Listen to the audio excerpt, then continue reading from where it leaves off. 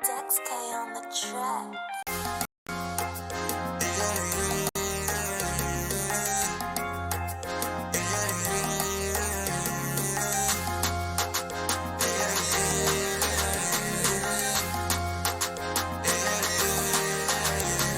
Il a entendu ta requête fidèle, il agira au moment opportun.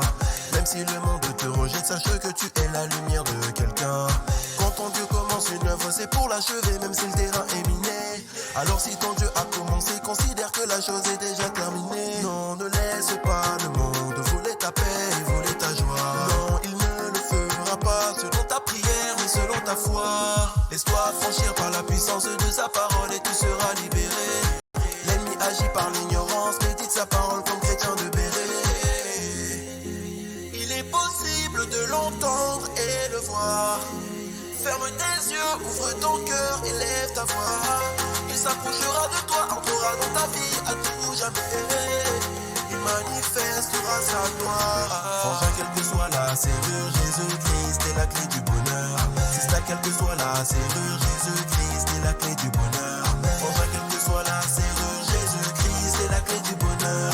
Sista, quelle que soit la serrure, Jésus-Christ est la clé du bonheur. Il est le chemin, il est le chemin.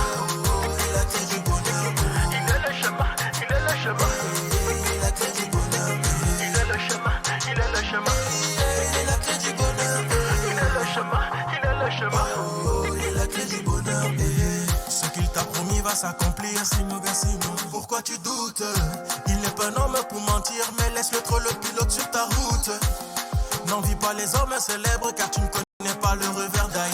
Quand Yahweh te porte sur ses ailes, la fin de la course sera un moment de régal. Meilleure manière d'atteindre le but, c'est de regarder devant. À force de trop se pencher sur ses problèmes, on finit par tomber dedans. Calomnier son prochain, pour voir sa lumière briller, c'est honteux. Les uns envers les autres, soyons remplis de bonté.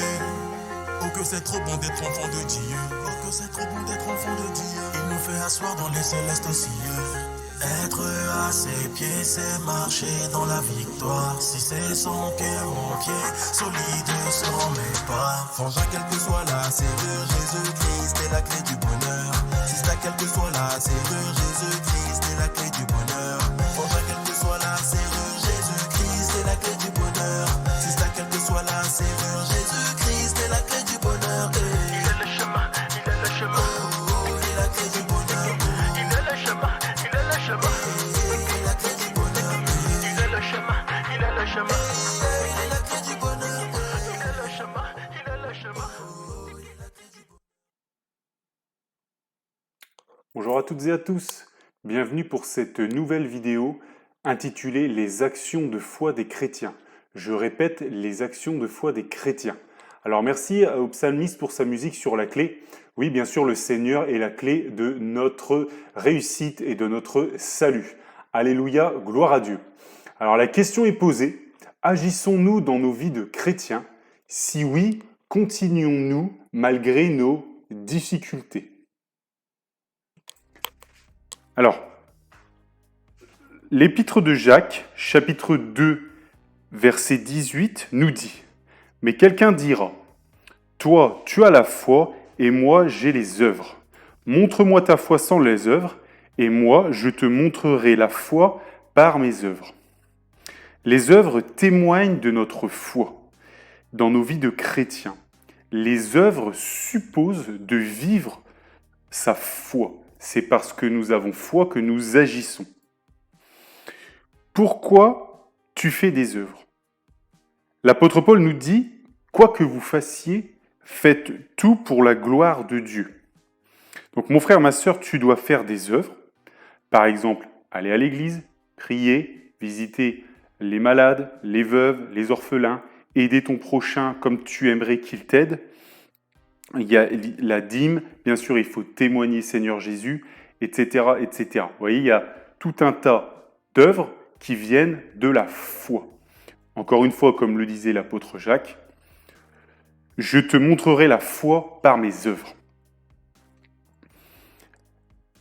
L'épître de Jacques nous parle, par exemple, d'Abraham, au chapitre 2, versets 21 à 26.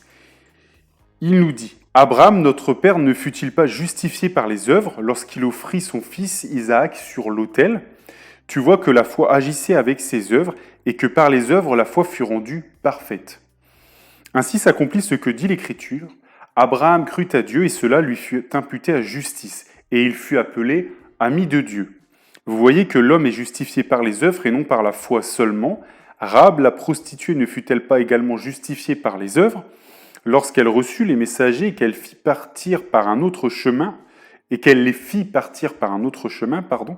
comme le corps sans âme est mort, de même la foi sans les œuvres est morte. Excusez-moi. Donc vous voyez, ici, les œuvres témoignent de la foi. Vous voyez, Abraham a quitté le pays d'où il était pour voir le territoire que Dieu lui avait donné en possession. Il lui a dit, va dans ce pays que je te donne à toi et à ta postérité. Abraham y a été. Vous voyez, il a agi. Aujourd'hui, on va voir nous allons voir les actions des chrétiens, que doivent faire les chrétiens dans leur vie. En fait, un chrétien doit agir. Il ne peut pas être que passif. Il doit aussi être actif et agir afin de faire vivre sa foi et d'hériter les promesses du Seigneur. Vous voyez, Abraham a agi, il a été dans ce pays, dans le pays de Canaan, et Dieu l'a donné à lui et à sa postérité. Vous voyez, il y a eu une action. Abraham n'a pas attendu que le Seigneur le prenne et aille le mettre directement au milieu du territoire. Il y a eu une action de la part d'Abraham. Il a agi par foi. Voilà. Dans nos vies de chrétiens, parfois faire des œuvres, c'est difficile. Par contre, il faut se jeter en avant. Il faut aller de l'avant. Agir, c'est parfois faire un pas dans l'inconnu et c'est s'exposer. Beaucoup de chrétiens ont peur de cela. Ils ont peur de s'exposer. Oui, des fois, aller visiter quelqu'un pour l'aider, etc., on risque parfois de s'exposer. Témoigner du Seigneur Jésus, on risque de s'exposer. Et l'homme, entre guillemets, n'aime pas s'exposer, n'aime pas l'inconnu. Et donc, du coup, souvent, il n'agit pas. Alors que c'est tout le contraire qu'il faut faire, il faut agir. Et oui, même si c'est difficile, même si parfois on s'expose, il faut agir. Vous voyez, certains chrétiens aujourd'hui ont peur d'avancer, de se montrer. Et vraiment, il ne faut pas qu'il en soit ainsi. Il faut que tu avances, il faut que tu agisses par foi. On ne sait pas ce que la foi va te faire faire comme œuvre, finalement, mais Dieu sera là, parce qu'en témoignant tes œuvres, tu témoignes de ta foi et tu témoignes ton attachement à Dieu. Et là où il y a quelqu'un qui témoigne le Seigneur Jésus, bien sûr, le Seigneur est là, et bien sûr, le Seigneur sera là pour lui. Le Seigneur a dit, celui qui me confessera devant les hommes, je le confesserai devant Dieu, notre Père. Voilà. Donc, nous allons lire l'Épître aux Hébreux, chapitre 11, versets 1 à 34, et on va prendre des exemples d'hommes qui ont agi, qui ont fait des œuvres par la foi. Et comme ils ont agi, parfois ils ont hérité les promesses. Donc, Épître aux Hébreux, chapitre 11, versets 1 à 34. Or, la foi est une ferme assurance des choses qu'on espère, une démonstration de celles qu'on ne voit pas. Pour l'avoir possédée, les anciens ont obtenu un témoignage favorable. C'est par la foi que nous reconnaissons que l'univers a été formé par la parole de Dieu, en sorte que ce qu'on voit n'a pas été fait de choses visibles. C'est par la foi qu'Abel offrit à Dieu un sacrifice plus excellent que celui de Caïn. C'est par elle qu'il fut déclaré juste, Dieu approuvant ses offrandes, et c'est par elle qu'il parle encore quoique mort. Vous voyez, il y a eu une offrande. Il a témoigné de sa foi en faisant une offrande, en agissant. On continue. C'est par la foi qu'Enoch fut enlevé pour qu'il ne voie point la mort et ne parut plus parce que Dieu l'avait enlevé. Car avant son enlèvement, il avait reçu le témoignage qu'il était agréable à Dieu. Or, sans la foi, il est impossible de lui être agréable, car il faut que celui qui s'approche de Dieu croie que Dieu existe et qu'il est le rémunérateur de ceux qui le cherchent. C'est par la foi que Noé, divinement averti des choses qu'on ne voyait pas encore et saisi d'une crainte respectueuse, construisit une arche pour sauver sa famille. C'est par elle qu'il condamna le monde et devint héritier de la justice qui s'obtient par la foi. Vous voyez, il a agi par foi. Son œuvre était de faire l'arche Peut-être des gens se sont moqués de Noé parce qu'il faisait cette arche. Pour autant, il a agi par foi, il a fait une œuvre par foi, et du coup, il a hérité de la promesse du Seigneur et il a été sauvé de l'ancien monde, si je puis dire. C'est par la foi qu'Abraham, lors de sa vocation, obéit, est parti pour un lieu qu'il devait recevoir en héritage et qu'il partit sans savoir où il allait. C'est par la foi qu'il vient s'établir dans la terre promise comme dans une terre étrangère, habitant sous des tentes, ainsi qu'Isaac et Jacob, les cohéritiers de la même promesse. Car il attendait la cité qui a de solides fondements, celle dont Dieu est l'architecte et le constructeur. C'est par la foi que Sarah elle-même, malgré son âge avancé, fut rendue capable d'avoir une postérité parce qu'elle crut à la fidélité de celui qui avait fait la promesse. C'est pourquoi d'un seul homme déjà usé de corps naquit une postérité nombreuse comme les étoiles du ciel, comme le sable qui est sur le bord de la mer et qu'on ne peut compter. C'est par la foi qu'ils sont tous morts, sans avoir obtenu les choses promises, mais ils l'ont vu et salué de loin, reconnaissant qu'ils étaient étrangers et voyageurs sur la terre. Ceux qui parlent ainsi montrent qu'ils cherchent une patrie. S'ils avaient eu en vue celle d'où ils étaient sortis, ils auraient eu le temps d'y retourner. Mais maintenant ils en désirent une meilleure, c'est-à-dire une céleste. C'est pourquoi Dieu n'a pas honte d'être appelé leur Dieu, car il leur a préparé une cité.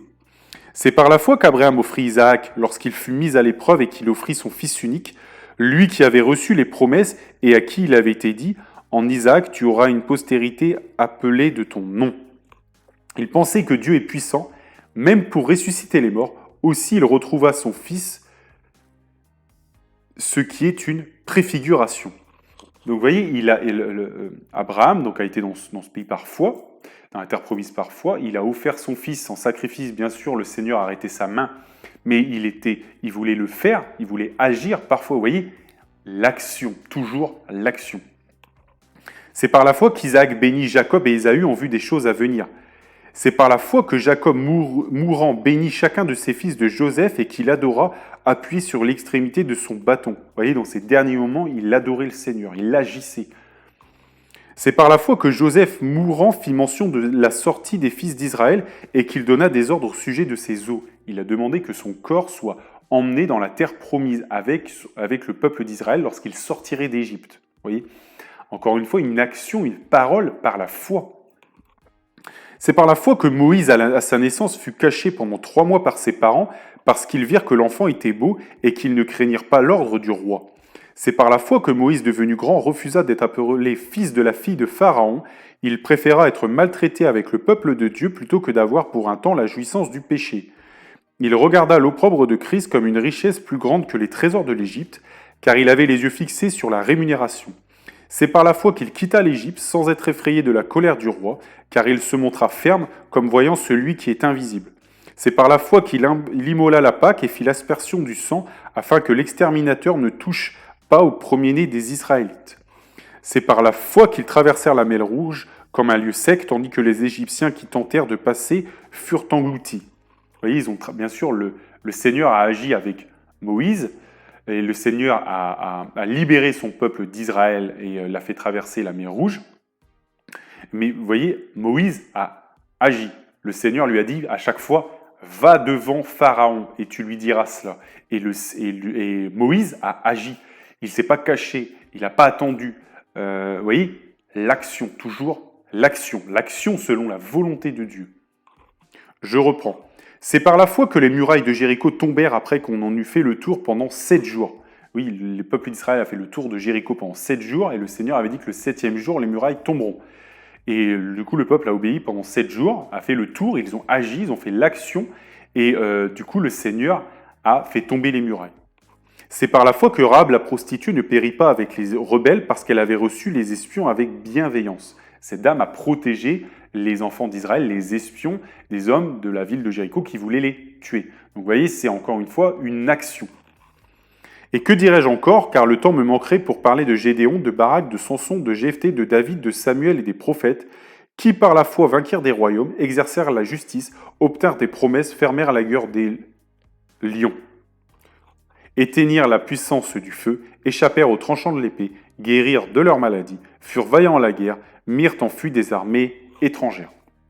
Donc je vais m'arrêter là. Donc vous voyez, je vous invite bien sûr à lire toutes ces merveilleuses histoires de la parole de Dieu. Vous voyez, ils ont eu la foi. Ils ont agi par foi. Ils ont fait des œuvres par la foi. Vraiment, ils ont agi. Dieu les a bénis et Dieu les a protégés. Mon frère, ma sœur, fais un pas en avant. Oui, des fois, c'est un pas dans l'inconnu, on s'expose, mais Dieu te couvrira de son ombre. Il ne faut pas avoir peur. Comme le disait l'apôtre Paul, animé du Saint-Esprit, si Dieu est pour nous, qui sera contre nous? Il faut apprendre à agir et à avancer, et le Seigneur sera toujours là pour nous. Encore une fois, comme disait l'apôtre Jacques, moi, je te montrerai la foi par mes œuvres. Il faut vraiment que nos œuvres témoignent de notre foi. Donc, nous allons prendre l'exemple d'un homme qui a agi et qui a eu la promesse. On va lire donc le deuxième livre des rois, chapitre 5, versets 1 à 18. Deuxième livre des rois, chapitre 5, versets 1 à 18. Donc Naaman, chef de l'armée du roi de Syrie, jouissait de la faveur de son maître et d'une grande considération, car c'était par lui que l'Éternel avait délivré les Syriens. Mais cet homme fort et vaillant était lépreux. Or les Syriens étaient sortis par troupes et ils avaient emmené captive une petite fille du pays d'Israël, qui était au service de la femme de Naaman. Et elle dit à sa maîtresse, « Oh, si mon Seigneur était auprès du prophète qui est à Samarie, le prophète le guérirait de sa lèpre. » Naaman alla dire à son maître, « La jeune fille du pays d'Israël a parlé de telle et telle manière. » Et le roi de Syrie dit, « Va, rends-toi à Samarie, et j'enverrai une lettre au roi d'Israël. » Il partit, prenant avec lui 10 talents d'or, 6000 cycles d'or et 10 vêtements de rechange. Il porta au roi d'Israël la lettre où il était dit, « Maintenant, quand cette lettre te sera parvenue, tu sauras que je t'envoie Naaman, mon serviteur, afin que tu le guérisses de sa lèpre. » Après avoir lu la lettre, le roi d'Israël déchira ses vêtements et dit, « Suis-je Dieu pour faire mourir et pour faire vivre, pour qu'il s'adresse à moi afin que je guérisse un homme de sa lèpre? Sachez donc et comprenez qu'il cherche une occasion de dispute avec moi. » Lorsqu'Élisée, homme de Dieu, apprit que le roi d'Israël avait déchiré ses vêtements, il envoya dire au roi, « Pourquoi as-tu déchiré tes vêtements? Laisse-le venir à moi, il saura qu'il y a un prophète en Israël. » Naaman vint avec ses chevaux et son char, et il s'arrêta à la porte de la maison d'Élisée. Et Élisée lui fit dire par un messager, « Va et lave-toi 7 fois dans le Jourdain. Ta chair redeviendra saine et tu seras pur. » Naaman fut irrité et il s'en alla en disant, « Voici, je me disais, il sortira vers moi, il se présentera lui-même, il invoquera le nom de l'Éternel, son Dieu, il agitera sa main sur la place et guérira le lépreux. Les fleuves de Damas, l'Abana et le Parpar ne valent-ils pas mieux que toutes les eaux d'Israël? Ne pourrais-je pas m'y laver et devenir pur? » Et ils sont retournés et partaient avec fureur. Mais ses serviteurs s'approchèrent pour lui parler et ils dirent, « Mon père, si le prophète t'avait demandé quelque chose de difficile, ne l'aurais-tu pas fait? Combien plus dois-tu faire ce qu'il t'a dit? Lave-toi et tu seras pur. » Il descendit alors et se plongea 7 fois dans le Jourdain, selon la parole de l'homme de Dieu, et sa chair redevint comme la chair d'un jeune enfant, et il fut pur. Naaman retourna vers l'homme de Dieu avec toute sa suite. Lorsqu'il fut arrivé, il se présenta devant lui et dit, « Voici, je reconnais qu'il n'y a point de Dieu sur toute la terre, si ce n'est en Israël. Et maintenant accepte, je te prie, un présent de la part de ton serviteur. » Et Élisée répondit, « L'Éternel est vivant.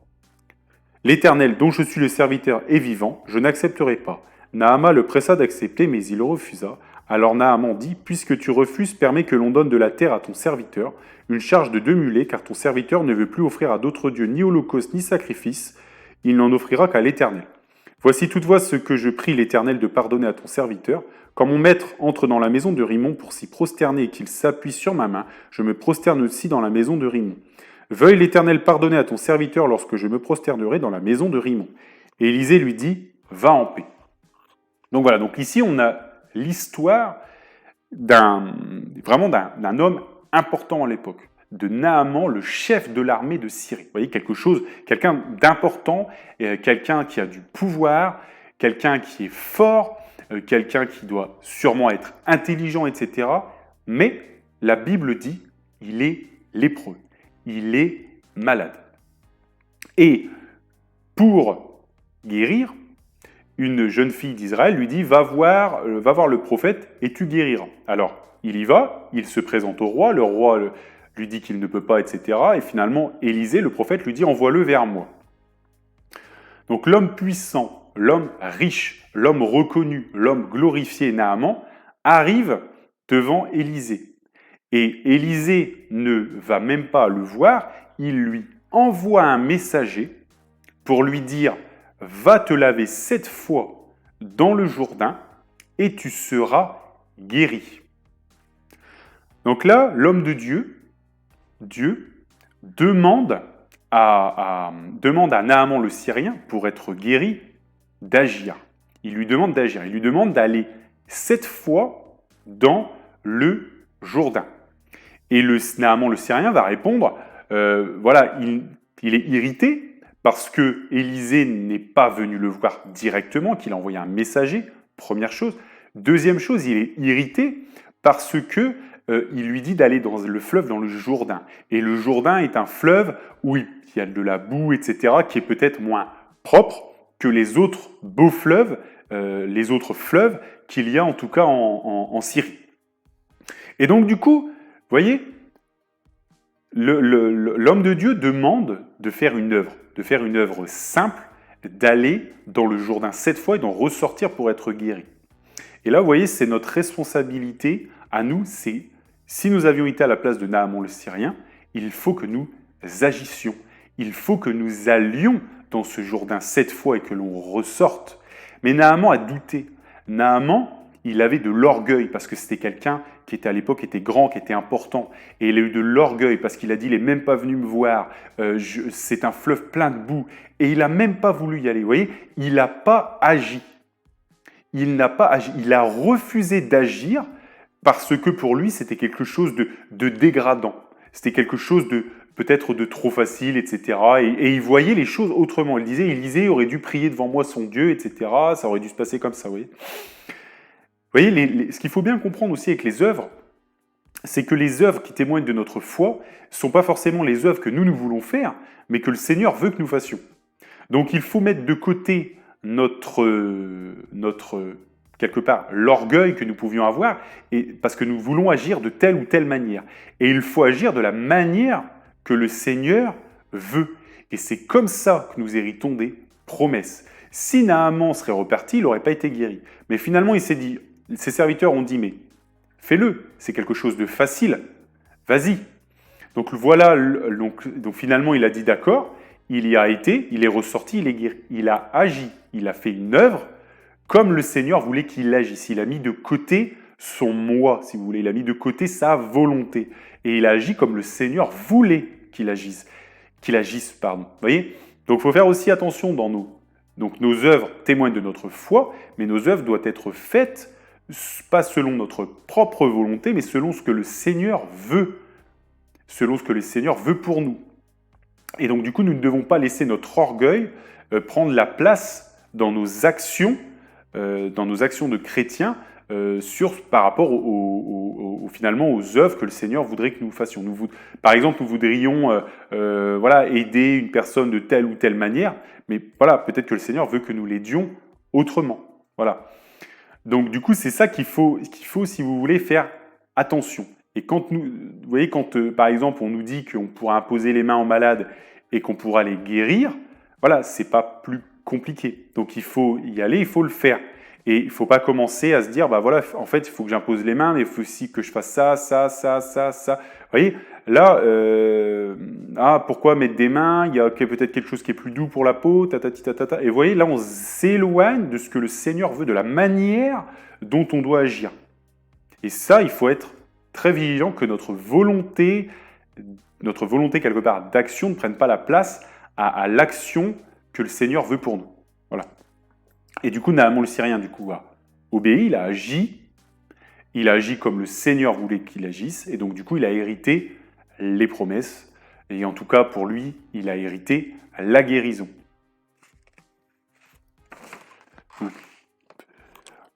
Donc, vraiment, mon frère, ma sœur, Dieu a préparé des œuvres pour toi, mais tu dois faire un pas en avant et combattre ton toi qui te dit de ne pas t'exposer pour vivre ta foi. Tu dois aussi combattre ton toi qui te dit d'agir peut-être de telle ou telle manière qui n'est pas conforme à la volonté du Seigneur.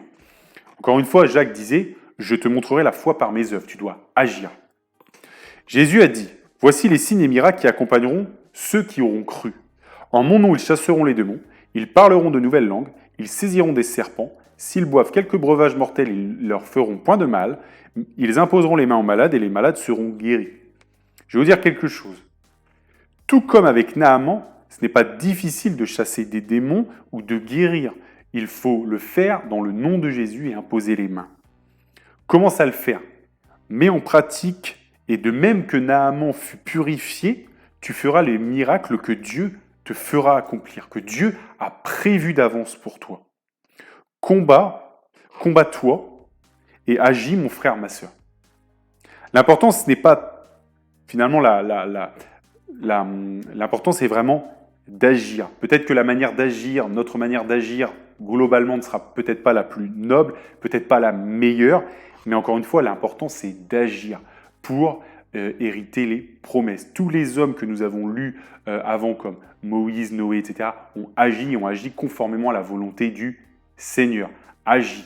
Beaucoup de chrétiens aujourd'hui se cachent et n'agissent plus. Il ne faut pas qu'il en soit ainsi. Agis. Donc, on va prendre l'exemple d'une femme qui a aussi agi, qui agit comme elle a pu. Mais, vous voyez, elle a fait quelque chose. Et Dieu lui a imputé à justice. Donc, on va lire l'Exode, chapitre 1, verset 22, et chapitre 2, verset 1 à 9. Exode, chapitre 1, verset 22, et chapitre 2, verset 1 à 9. Alors Pharaon donna cet ordre à tout son peuple. Vous jetterez dans le fleuve tout garçon qui naîtra et vous laisserez vivre toutes les filles. Un homme de la maison de Lévi avait pris pour femme une fille de Lévi. Cette femme devint enceinte et enfanta un fils. Elle vit qu'il était beau et elle le cacha pendant 3 mois.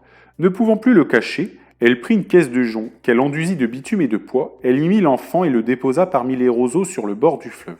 La sœur de l'enfant se tint à quelque distance pour savoir ce qui lui arriverait. La fille de Pharaon descendit au fleuve pour se baigner, et ses compagnes se promenaient le long du fleuve. Elle aperçut la caisse au milieu des roseaux, et elle envoya sa servante pour la prendre. Elle l'ouvrit et vit l'enfant, c'était un petit garçon qui pleurait. Elle en eut pitié et elle dit « C'est un enfant des Hébreux ». Alors la sœur de l'enfant dit à la fille de Pharaon « Veux-tu que j'aille te chercher une nourrice parmi les femmes d'Hébreux pour allaiter cet enfant ?» « Va, lui répondit la fille de Pharaon, et la jeune fille alla chercher la mère de l'enfant. La fille de Pharaon lui dit « Emporte cet enfant et allaite-le-moi, je te donnerai ton salaire. » La femme prit l'enfant et l'allaita. Donc vous voyez, la propre mère de Moïse a refusé l'ordre de Pharaon, a refusé l'ordre qu'il fallait tuer tous les enfants mâles. Donc rendez-vous compte que pendant 3 mois, elle a caché Moïse, elle l'a caché comme elle a pu. La Bible ne dit pas comment elle l'a caché, mais elle a vraiment fait tout ce qu'elle a pu. Et quand peut-être l'enfant devenait trop remuant, quand il devenait peut-être trop bruyant, elle n'a pas pu le cacher.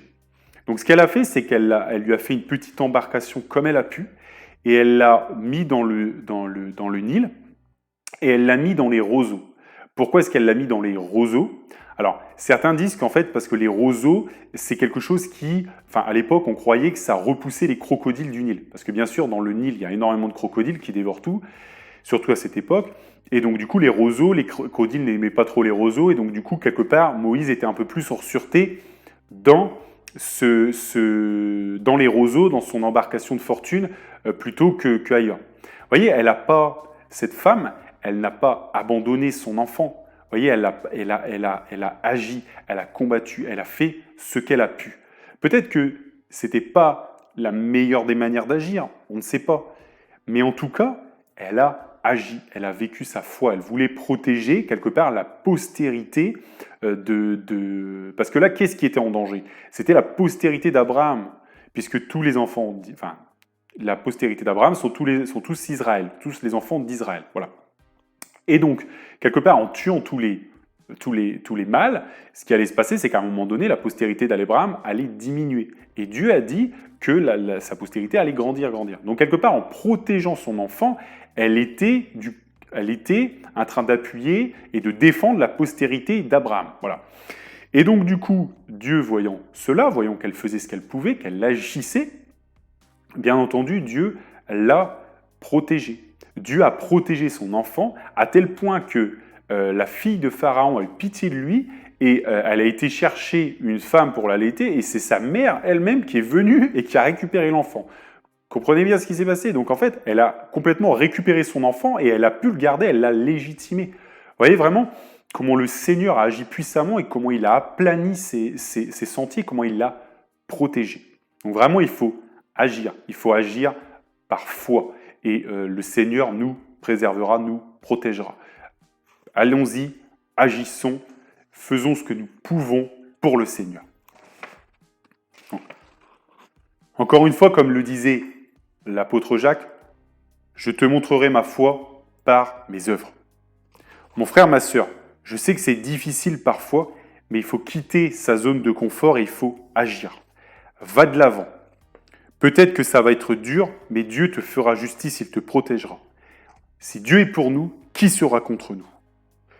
Et la Bible dit aussi, toute chose concourt au bien à ceux qui aiment Jésus-Christ. Le Seigneur sera là pour toi, agis, et Dieu aplanira tes sentiers. Que Dieu vous bénisse dans le nom de Jésus et que toute la gloire lui revienne.